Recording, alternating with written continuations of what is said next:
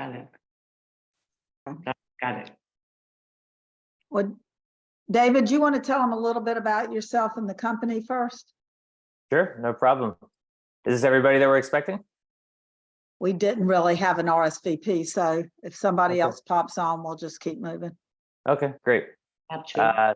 So as the Zoom name says, my name is David. I live here in Jerusalem. I've been working with Israel Maven for about 4 years now.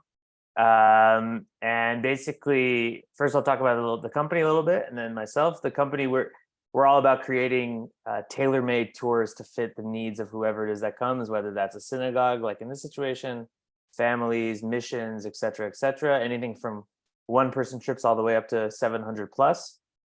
And basically, although it sounds kind of crazy to do it for large trips, it really is about making it as personalized as possible. And even though everybody's doing the same kind of thing, it's making sure that it fits kind of the mold of whatever it is, that the vision of whoever the people are that are planning it. And in this scenario, the rabbi and Amy and Nancy together. And so, yeah, that's what we do. And it's really fun. Even when we have crazy times and it's hard to pick up our children from preschool because of all the protests going around the city, we still love being able to do stuff like this and get people to see Israel for what it is, all the different sides, and the fun and the educational and all that stuff all together meshed into one. I grew up in Albuquerque, New Mexico. I moved to Israel when I was about 22 years old. I've lived here since, which is almost 15 years, except for a little tiny stint in New York City. I call it my quarter life crisis, trying to figure out what I was going to do. But I moved here, and I met also an American woman who moved here on her own about 5 years before I did. And we have one child, and God willing, one on the way in a few months. Oh, yay. Yes, very exciting. Thank you very much. Do we want to just put the itinerary up on the screen and share the screen, or what works best for you with these? That's probably best. So that way people can just look at one screen. Rabbi, are you able to put that on? I don't have it up right now, but I could. I don't know. Let me see. Here, I have it. If Start. I can share, I do have it up. Are you a host? Okay. Yeah.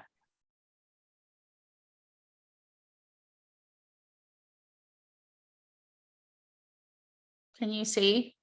Yes. Yeah. Perfect. Okay. So everybody has this on the screen? Yeah. All right. So I think what probably works best is, if everybody's okay with this, maybe we'll go through the whole thing all together. And if you have specific questions about the itinerary, let's save it till the end. And then also, I know that you all probably have a lot of general questions too that we can do at the same time, but maybe we'll focus first on the itinerary. And then after that, we'll move to more general questions, unless you all feel like you want to do it differently. I'm totally game for going with the flow, whatever you want.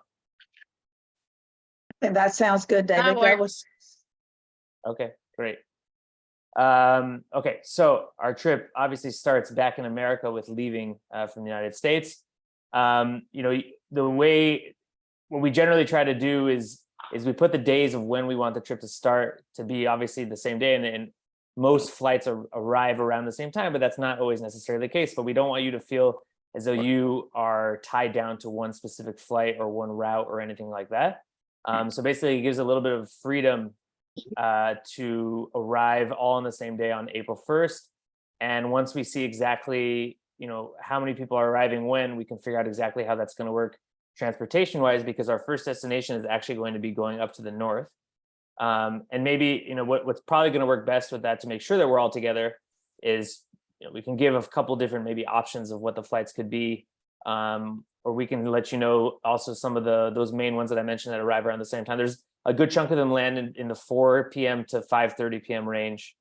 I don't know how you all like to fly generally, like your airlines, and what are the connections, or if you don't go through Wilmington because maybe it's a smaller airport and you need to go from somewhere bigger, and that gives you more options. I'm sure there's a lot of different variables involved. So we can try to figure that out together, what's going to be the best thing. And if we see that most people actually, it's going to be better to even to land in the morning, then even better, because then we can even add some things on that day on the way up to the north, and we don't have to feel like we're losing a day. In fact, we're just gaining an extra day, which could be really nice too. But But basically that day as of now, as we have it, is we're just going to trek up to the north, up to the Gome Hotel, which is a gorgeously refurbished hotel that has only been reopened now for about a year. It sits on the Kinneret to the point that on the Sea of Galilee that you can walk past gonna the pool, go down the over there. stairs, and actually be in the Sea of Galilee if you want to, which is really awesome. And the views are great. You either have the Arbel Mountain on one side or the Sea of Galilee on the other side. So it's really nice. And we'll have dinner at the hotel. So that concludes the first day, easy peasy. The next day, our first full day that we have it now on the itinerary on April 2nd, we're going to, oh, and by the way, I didn't mention this at the beginning, but we have one of the most fantastic guides in Israel that's going to be doing the trip for you all, which is, his name is Shlomo Lipschitz. And I believe he's done a trip of the synagogues before. All right, that's correct. And I've known him since 2003. He was my personal guide on an Eastern European trip. And he's really one of the best to offer. And I'm not just saying that just because he works with us. You can see lots of different people's reviews on him all over the place too. So we're going to go with him, and we're going to go check out Sfat and see everything that Sfat has to offer, all the things about mysticism, Kabbalah, everything that's connected there. After that, we're going to go to a winery that's not very far away called Adir Winery, where we're going to have really yummy wine tasting and also lunch included. After that, we're going to go to an archaeological site that's called Tel Chatzor. And as you see what it offers there, it's also not super far away in the Upper Galilee area. And then for dinner, we're going to head to an yishuv that's called Yesod HaMa'alah, to a man's house. His name is Gadi Eliash, and he is a extremely talented chef, very well known here in Israel, and basically getting to do a workshop of not just eating his yummy food, but also getting to help make the food, which is really fun and really yummy. It's very fun because it's using a lot of the local cuisine and the local spices and so forth. So that's really good. And then we'll go back to the hotel and call it a night. The next day, we're going to go to Gamla, which, as you see there, it's considered Masada of the North. Basically, it's this really amazing place that's up in the Golan Heights. Very classic historical story that you'll learn about there. And also just gorgeous scenery, gorgeous views, getting to learn about everything that it has to do with the landscape and also the territory of what the Golan Heights is. And that will be a good segue into the Mount Bental, Har Bental, which has a really nice outlook overlooking Syria.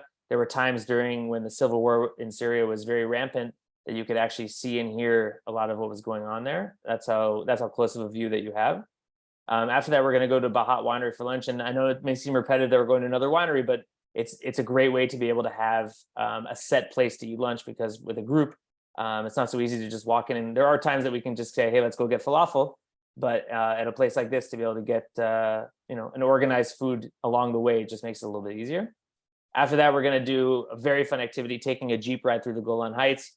And these Jeeps are run by local residents who are tour guides also. And so you get to learn about their story, about what it's like to live up there, and also get to learn more about what the terrain is and everything like that. And then we'll head back to the hotel for dinner.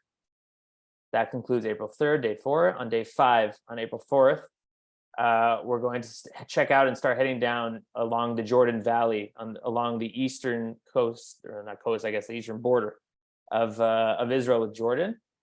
First, we're going to go to Beit Shan, an amazing archaeological site that's also, it's very close to the border itself, but just the time that it connects to with the Romans and Herod and things like that. It's really an incredible place. After that, again, an organized lunch at a restaurant in Beit Shan. And then we're going to go to the Sachne, which is also, that's the Arabic name. The Hebrew name is Gana Shlosha. It's these natural clear water pools, which are really fun. Rabbi Bender is one of her favorite places.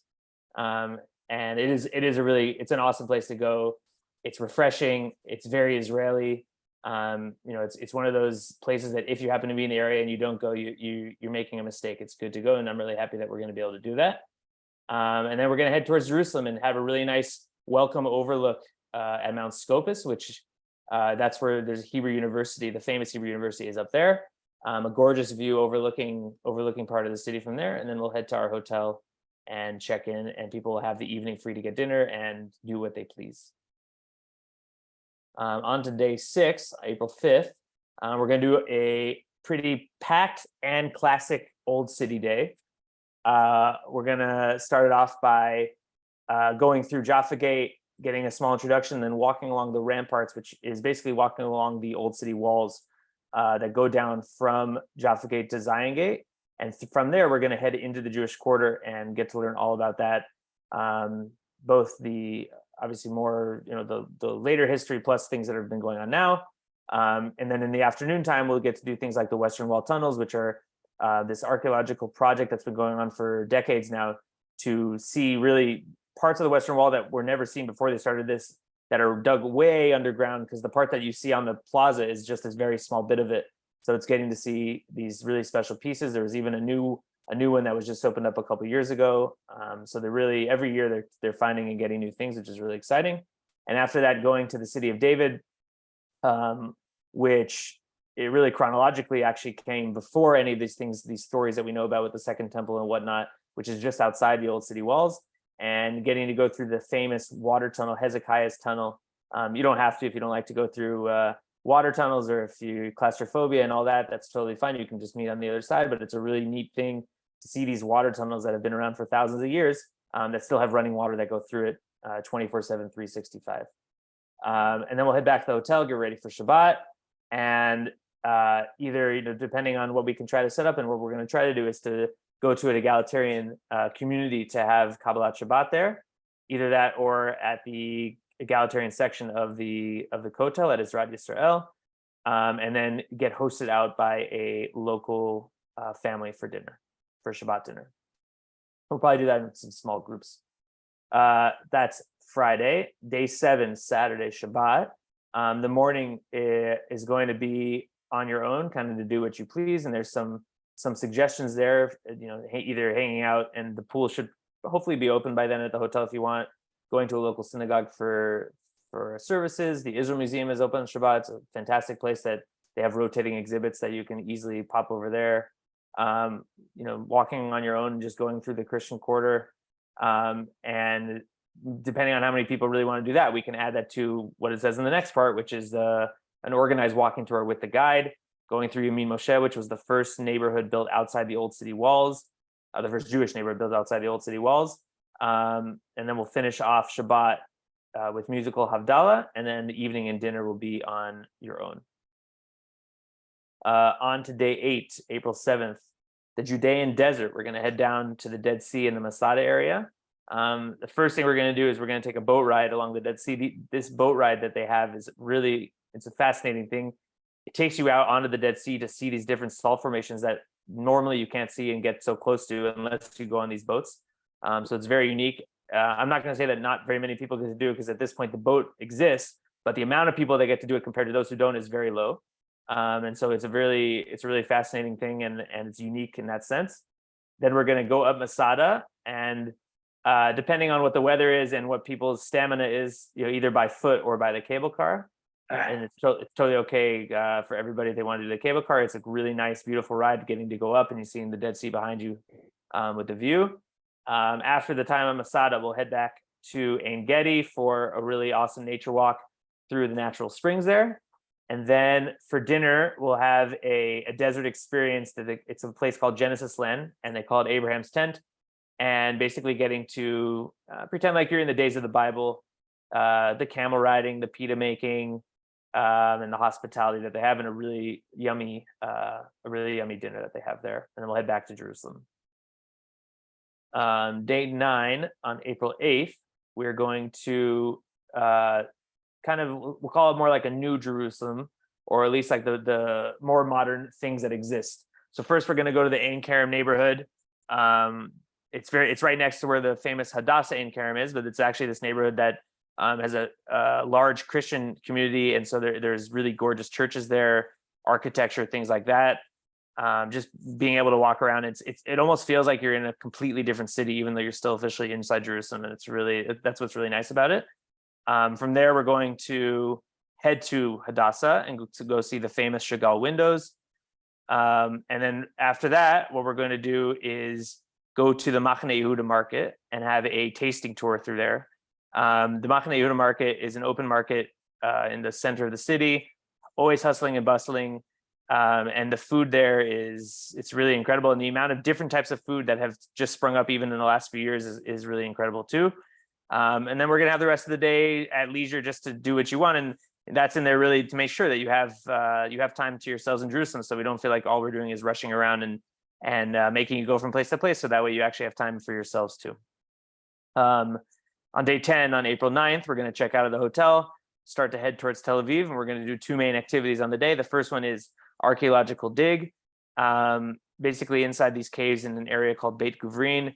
They're always doing different digging there, and even though it may seem like how could it be that there's all these different digs going on and that they keep finding things, it must mean that people are just putting things in the dirt for you to find. That's not true.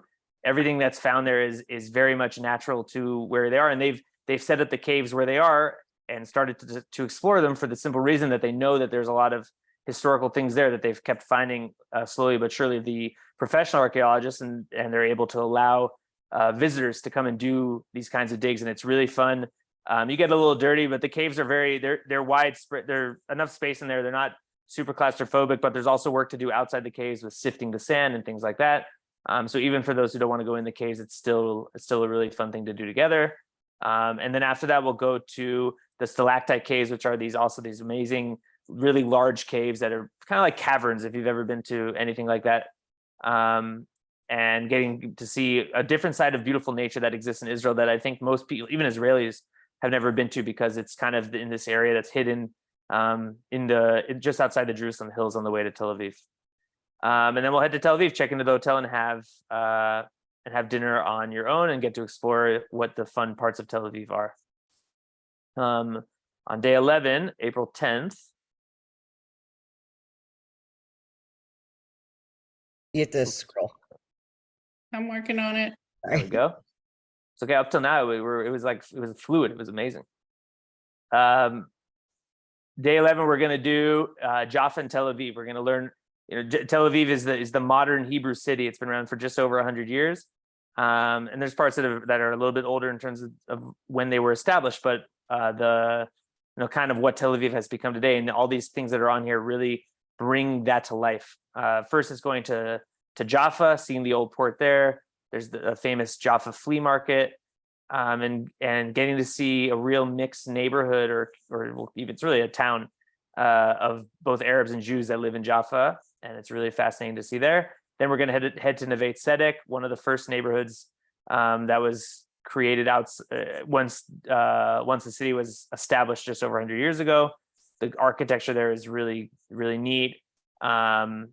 And it kind of just gives you a really good feel for what Tel Aviv is, and especially what it was back then. Then we're going to head to the Carmel market, which is similar to the Machane Yehuda market in that it's an open market in Tel Aviv. But as I'm sure you all can guess, Tel Aviv and Jerusalem are like night and day. So even though the markets are the same concept, the feel, the vibe, and even a lot of the food is very different as well. So we're going to get to do a tasting tour through there. And then we're going to get to do something really unique, which is very Tel Aviv-y, which is doing a graffiti tour. Basically, there's lots of graffiti all through the South Tel Aviv area in the Florentine neighborhood that really tell a story of who the people are that live there, and they do it through their art. And although especially growing up, graffiti was deemed this really bad thing, and of course you don't want to ever deface something, but what it's become and the beauty that it kind of gives off for what Tel Aviv is really, really neat. And so it's going through the whole story of that through the neighborhood, and hopefully we'll get to do a little graffiti workshop. And just don't tell your parents or your kids that's what you might do. So and then on the last day, on day 12, April 11th, we're gonna do a little adventurous to bring it home. In the morning, we're gonna go up to Herzliya, just north of Tel Aviv, and go on some tornado boats, which are those things where you get to be on the back of a speedboat and just kind of enjoy the fun ride out in the Mediterranean. After that, we're going to get to go do this really somewhat new activity where you actually go through an F-16 flight simulator, and it's with people who were pilots in the Air Force, in the Israeli Air Force. And you get to do the whole shebang, wearing the jumpsuit, getting through the whole learning about what your mission is going to be, and it's a really awesome thing. And then we'll have an afternoon also to be able to enjoy Tel Aviv on your own. From there, we'll go have our farewell dinner at a restaurant called Maganda, which is a Yemenite food. And so there's all, the very classic Israeli, lots of salads and different types of meats and vegetarian options that are really family style kind of thing. And from there, we'll head to the airport, and most flights are in that time range around 11 p.m. till 12:51 a.m. Somewhere in that 2 hour range. And again, we'll give some recommendations. And of course, if people stay later, then we can help out with finding you a place that night to stay and then go the next morning, whatever works. But that's where the synagogue trip will end on that evening. That's great. Everybody's going to sign up now, right? We're all done? Good. I'm excited. All right. That was great. Nancy, you Okay, want to so- stop sharing and then we can, That's a great idea. thank you. I know So- that there are more than a few questions, but and people ask me too, but I'm going to wait to see if they ask them first before I might ask them anonymously if they don't ask them. But I know there's some people that had asked some questions, but looks like one of them is already raising their hand. Hi, thank you. That was great. I'm so excited. So excited. I had asked the rabbi about Yad Vashem. Is that an optional side trip that we can take? Maybe as a group, if anyone's interested? Yeah, I think that it's a great question. And I think that it's possible to do. And the best time that we could add that in would be on that afternoon off that we have on day 9 on April 8th.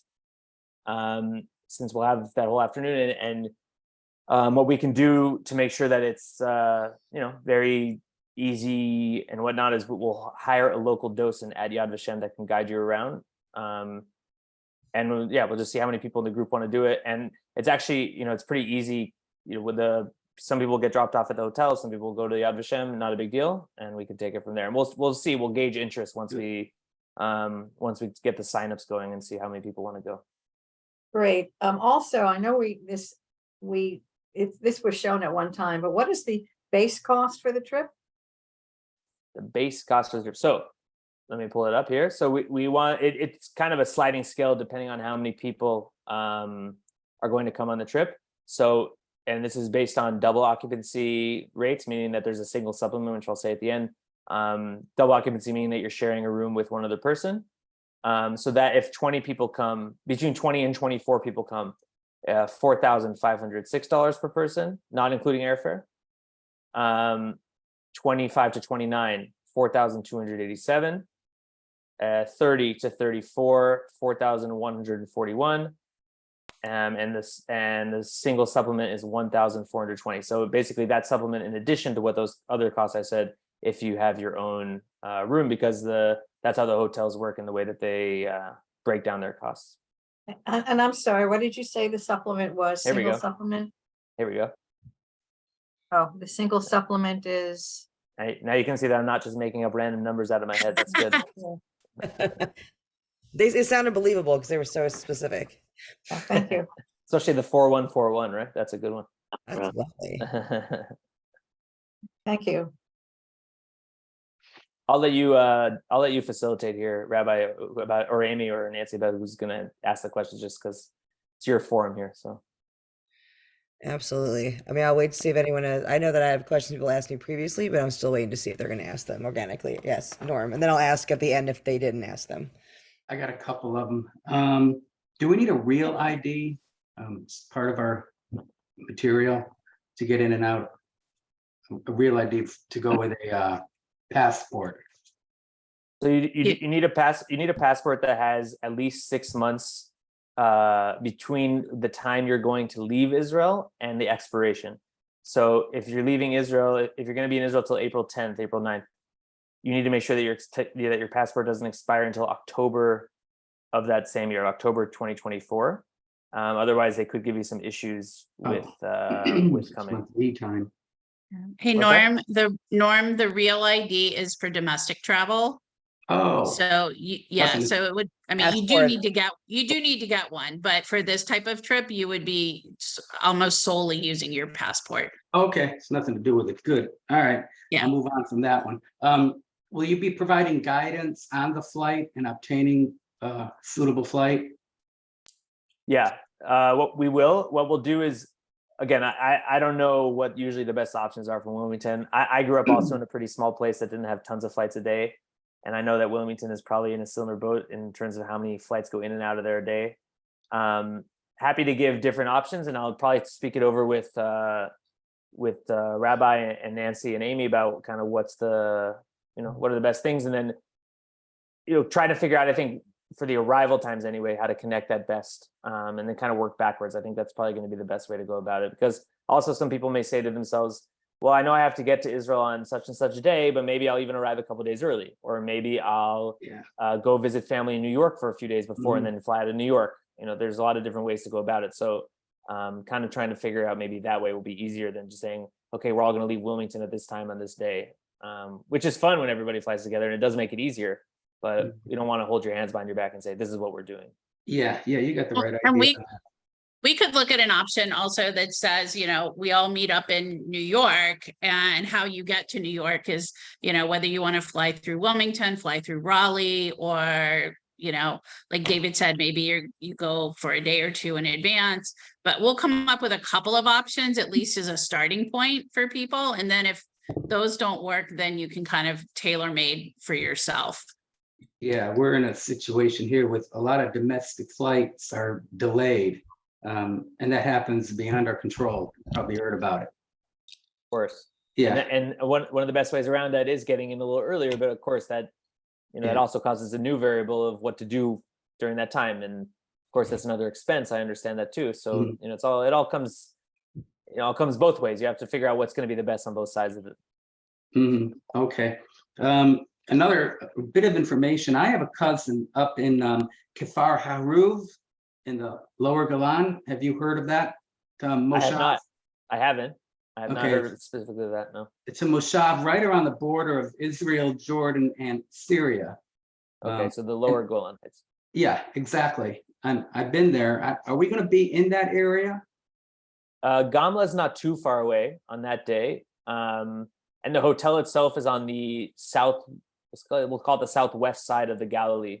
So it's not super far away. And it's probably certainly gonna be easier for your family to visit you there than for you to go over to there. But it's something that we can see. And from the hotel itself, it's not hard to get a taxi if you wanted to do that, because the first night and the third night there's dinner at the hotel, and that means that by 6:30 we're done, and you have an option to go and do that if you want to. Because from that moshav, you can see the entire Yam Kinneret, from end to end. And I'm sure I can get a whole tour of that moshav if we were there. Right, we can certainly try. We can certainly try to squeeze it in. Sure, that sounds awesome. Okay. I think that is all I have. Yeah. Another question about the price. I hope we're going to have more people than this. I know, Rabbi, you mentioned that about 24 people put this Initial signed up interest. the potential interest. But suppose we have less than 20 people. Let's assume this is it. Less than 20 people. Do you know what that base price would be? I'll have to crunch the numbers again, just to see. I imagine that based on the sliding scale of the other ones and the difference of the prices between them, somewhere probably around maybe $200 more per person. That's just a guess, but for the next block of 5. Yeah. Because it all has to do with what's shared and what's not shared. So it just depends on because like the guide and the bus, for example, are shared every day. So 15 people are sharing it, then it costs more per person than it does if 20 people are sharing it. And that's really, those are the main kind of things that exist that create those costs. Get your friends really, really excited about coming. That's interesting. Don't do like what those people used to do though with the carpool lane where they put a mannequin in. We don't want that. They still have to be able to pay the. We want real people. Yeah. Oh, you saw me do that. If you add in You're the guilty. food, if you add in the food and the airfare, what do you think we're looking at? I would say airfare generally probably comes out to on average about 1,500, but it can definitely be less. It really depends. There aren't too many meals that are on the trip that aren't already included in the costs. So there aren't too many. There's I think six lunches and 6 dinners and all of the breakfasts. So it's not too many extra meals. And let's say if you spend on average something like I don't know, probably something around $20 per person per meal. And that's probably even going high because you can get a really good meal for less than that if you want to. So maybe another, we'll say $200 total for the food. Mhm. Again, that's just a guess. And of course there's maybe gifts and then, Yeah. and so forth. So, So Norm, I think in terms of budgeting and planning, I would also consider tips and gratuities. Mm. Because that does add up. And then travel insurance, which is an individual cost as well. Mm. What is the suggested tipping gratuity amount? Here it Nancy? is. There is one. Yeah, here it is. Yeah, sorry, Yes. I'm sorry. So it David, looks I like thought it's, we had Nothing. included that, David. We had not included that? right. I think we actually did in the end. And let me just, I'm double checking. did and just you? as you started talking Yeah, about it, I think so. Hold when on. I talked back to David, I asked him to include. Yeah, I okay, think we did. I'm double so that checking might right now. include the tips, but not the travel insurance, the flight, the personal spending. One thing Mark and I are doing, there's a credit card, the Chase credit card, it gives you 60,000 points right now. It's enough time that y'all can, it could go a long way towards buying a ticket. Mm-hmm. The other thing I wanted to mention, and this has not been determined yet, but it's something that I have had conversations about. Are y'all familiar with the SARL program? SARL is through the Israeli army, and they provide an experience where you can come live on the base and you do jobs that would free up the soldiers from having to do it. It's a wonderful experience. My father's done it. My children have done it. And it's a really neat thing to do. And they've contacted me recently and wanted to have a conversation about, it was just a coincidence that we're getting ready to go to Israel when they contacted us. But I'm going to find out more and I'll let y'all know about that in case anybody's interested in adding that to the end of their trip. Thank you. So I have probably a number of questions about physical access, handicap, and so forth. What's the best way of David, about having that conversation? Is that something that we can do offline as a separate discussion? Because there's a litany of activities here, and each one of them I'd have to do a deep dive into to see if it's appropriate for us to participate. Sure. Yeah, I think it probably would be best suited. We can have a call at another time, no problem. And we can go one by one on the activities and I can let you know kind of what it entails so you can determine. And David, somewhere along the way, I know there was a couple of days where we had talked about alternates for accessibility. I think one of them was a tornado boat flight simulator, that there was that, I forget the name of that museum, but that was a Palmach or what. So I think there was a couple of days where we had talked about when we were in this initial planning that it might not be, there's going to be different levels and different accessibility, but there might be some days where we just, is that still on the table to, for instance, for that day, which might be which is like a very, it might not work for someone with a walker or something like that. Yeah, totally. Just like kind of how even just on that afternoon in Jerusalem where people may want to go to Yad Vashem, we can do that at different areas when we need to split up. Of course, the goal is always that we want to be together as much as possible, but we totally understand that for different reasons that can't always be the case, and we want to make sure that everybody feels comfortable and has the best possible time. But certainly your questions might be on other people's mind though too, Harold. So I think it depends on your comfort. Yeah, I mean, just understanding the type of bus, the capabilities of the bus, the getting on and off of the bus. Those are daily real issues for us, and especially when you're tied to a walker. Obviously you can't go in the water tunnel with a walker. So there are things you can't do, and then just the access of it, and how much of that goes into the thought of having those accesses. It weighs on you, and so it's something that we just need to have that deep dive and understand our limitations. And of course, we don't want to impact on the group itself. We're always conscious of that. Right. So overall, Israel is getting better at being more accessible. It's not, especially, the newer things are all becoming like that. But it's hard. The old city is old, so something like that. They have created things that have made it more accessible. There's no doubt about that. But it's not, it's not an easy walk in the park. There's no doubt. So there are things that are going to make it a little more challenging. I will say that we've had many other trips with people who have had different mobility issues. And it's possible also for us that we can rent an electric scooter that might be easier than having a walker, to be able to move around with the group. We've had people do that. We've had people that instead of having a walker, also just a regular wheelchair if you wanted that. There's different options that can exist. And just as long as we know enough ahead of time, then we can help plan for that. And that goes for anybody. Obviously, it's not just one or two people.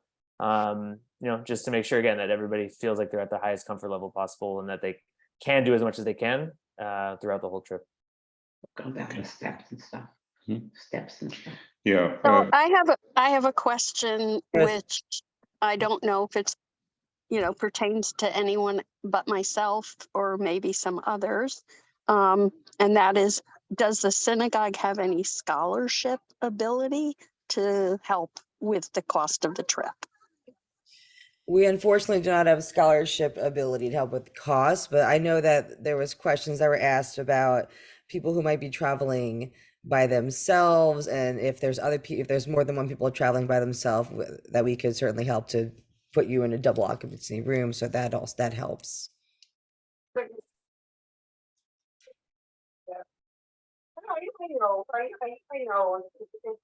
Harold, did you have other questions that you and Roberta wanted to ask now?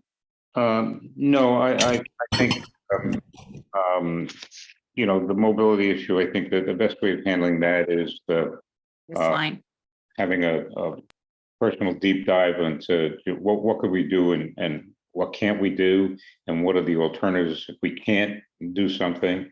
And other than that, I think everything else is pretty much self-evident in what you've laid out.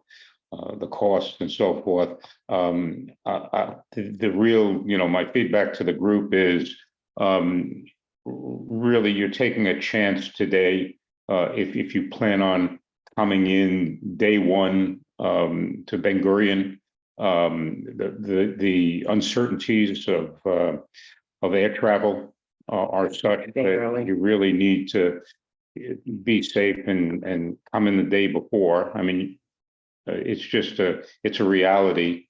You need to think about that. And anybody that's going to come via Europe, if you stop by Europe first on the way in, new visa requirement starting at the beginning of the year. It's a formality. It's something you do but it's something different. You just can't rely on your passport like you used to be able to.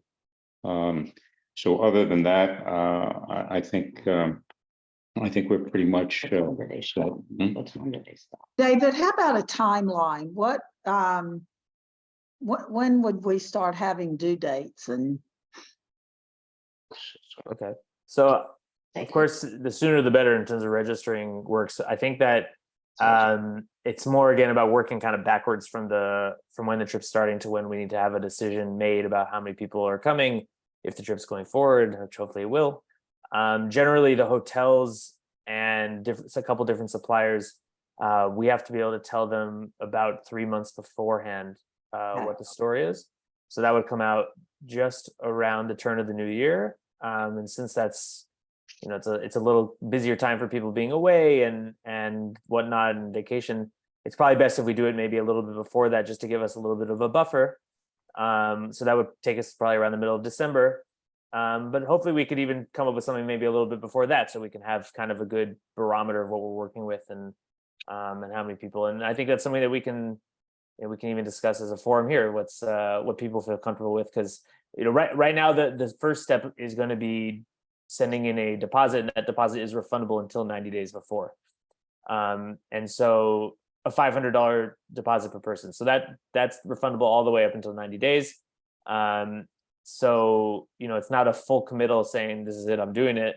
More like, okay, I really do want to do this and I'm ready to do this, but I need to make sure also that, of course, other people are going to come to make it a reality. The good thing post-COVID that exists now is that most airplane flights, they're not necessarily fully refundable, but you can certainly get credit to use, I think, within at least a year, if not more. So if you do purchase the air flight and it doesn't happen for whatever reason, which would be a big bummer, at least it wouldn't go all to waste, as opposed to in the past where, you'd be out of luck. So yeah, so the sooner the better with the registration for the deposit would be great. And then after that, we can start to kind of take tabs maybe once a month to see how many people we have and go from there. So David, if I understood, are you saying that final payment would be due around the middle of December? No, not final payment. Generally, we can do that around 45 days before the Okay. trip. Okay. More like that. That's once January 1st rolls around, or just before the end of December, I guess. That's when the deposit becomes non-refundable. Of course, there are circumstances where that we're not out to try to just take your money and say thanks and we're going to run away. It's more to again, if there's certain things that we have to pay because of the due dates that we have with them, like the hotels, for example, because the hotels. We get group rates. With group rates, give us much lower rates than if you were to go online and purchase them yourself. So part of those is different cancellation policies as opposed to when you can just do it on your own. It's kind of like the give and take with that. So basically, after that, those dates at the end of December, the deposit becomes non-refundable. Again, it's not set in stone, but that's kind of what it's all about. Does that answer the question? Yeah, It thank does. you. I'm just trying to think in terms of timeline, maybe we can come up with, and we can finalize it outside of this call. I'm just thinking maybe by like October 1st is the deposit is due, the refundable deposit. So if we can get people to sign up by then so that we got a good idea. And then by December 15th-ish, then the deposit is no longer refundable pending certain circumstances. And then final payment is due 45 days before. That makes If sense. something like There that is something, works. yeah, there is something like that in the document, but we can make it a little more explicit, I think, for the group and Yeah. make sure that we're all on the same page. That's Yeah, fine. it would be good to put actual dates against it. That way, as we continue to advertise it, people know very specifically kind of what they're looking at. Yeah, that works. Okay, Yeah, that document that you flashed up just at the end, can you send that to all of us again, which Yeah, we'll outlines put all it- of the details? yeah, I'll Yeah. send it out and then we can also put it up. It'll be up on our website as well. Okay, great. And one other thing, which, especially for people who have been, and David, for you, in addition to, I'm gonna bring hiking boots and walking sticks, a poncho, water, of course, and maybe Wellingtons to go through the tunnel. But what else is suggested for this kind of a trip? In other words, shoes or boots that are very good, walking stick if needed, the hydration, always having water with you, poncho in case, God forbid, it rains, and so on. Is there anything else that all of you very experienced travelers, and particularly those in Israel, can suggest has to be part of? Yeah, you definitely want to make sure you bring something comfortable to walk in throughout. April can be, usually it's already past the rainy season. The rainy season here is in the winter, so it's usually done raining, but this past year on Pesach, it hailed. So you just never know. In general, though, just having, so I would say comfortable shoes and or sandals. A lot of people, they wear hiking type sandals around for footwear. And it's really good to bring layers because it may be warm during the day, but in the evening, especially like in Jerusalem in the north, it can really cool down. So even if it's in the, let's say the low 80s during the day, which would be pretty warm, but it can get there in April. Yeah, but you got to be ready just in case it cools down. That's all. Okay, thank you. All right, are there any more questions for David or the rabbi? Roberta, did you have one? Because I heard you before you asked something, but I wasn't sure if it was private to Harold. And Debbie or Terry or Shy or Pam, any questions? How do we arrange for further discussions? I can get you David's address and if you wanted to speak with him directly about your specific needs, then David, is that good? Yeah, through email is the best way to coordinate. Okay. My only question to everyone, without opening up a can of worms, but just because we have you here, was, is there anything that you found, that was glaringly missing, or that you would have really wanted to do? Obviously, within reason, we can only do so much, but just wasn't sure if anyone looked at the itinerary. And I know I heard the Yad Vashem thought, gee, it would be really great if we could X, Y, and Z. I also have family close to Tel Aviv, so I would have them meet me at the hotel Yeah. on the, looking when we have free time. Great. Well, just a suggestion for those that have not had the opportunity to get to Petra, you might want to consider having a separate excursion to get there. I didn't see a lot of, we're not spending a lot of time in Eilat, correct? No. Yeah, doubt. we're not heading all the way down there. It's pretty far. Right. But if that's something that people are interested in doing, we can also help with that. We work with a couple different companies directly there. Right. To the point that, from the moment that this trip ends, helping you take a flight down to Eilat, doing the whole thing down, it's very possible. We have a synagogue that's coming in October from Springfield, Massachusetts, and I think we have about 4 or 5 people going down there to do that after the trip. So it is something that does take place. Yeah. At the time of the year is ideal for getting to Petra. I've been there in July and I don't recommend it.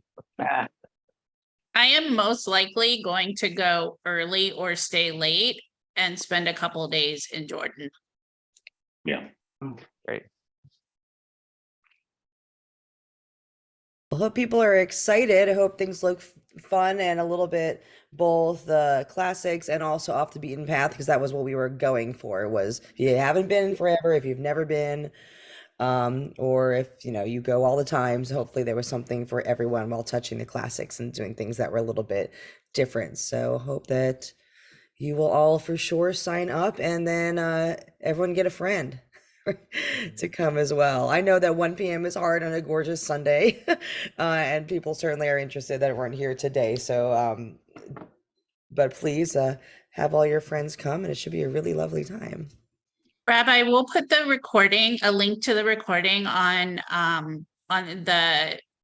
Shul Cloud. I created a page just for the Israel trip, so all things Israel trip related will be there. So I'll put the itineraries already there, but the other sheet with all the cost information will go up there, and the recording. So if you need it, and I'll send the link out to all of you that attended this call. Wonderful. And let us know if y'all want us to help with roommate situation. All Yeah. right. Well, David, thank you very David, much. thank you. Thank you guys for the time. Thank you We so much. appreciate it. Thank you. Yes, have any yes on the questions? roommate. Yes on the roommate, Amy. Okay. Okay. All right. Thank y'all very much. Pam? Thank you. I might be interested in a roommate also. Mary- Okay. Okay. Well, there you go. You can Problem's think already solved. of it as if you find a buddy to come with, you can think of it that as your finder's fee or your finder's commission. Right. That it brings your price down. So it's good. All right. Y'all have a good rest of your day. Reach You out if too. you have any questions. We'll look Thank forward to you. staying in Thanks, touch. David. Take care.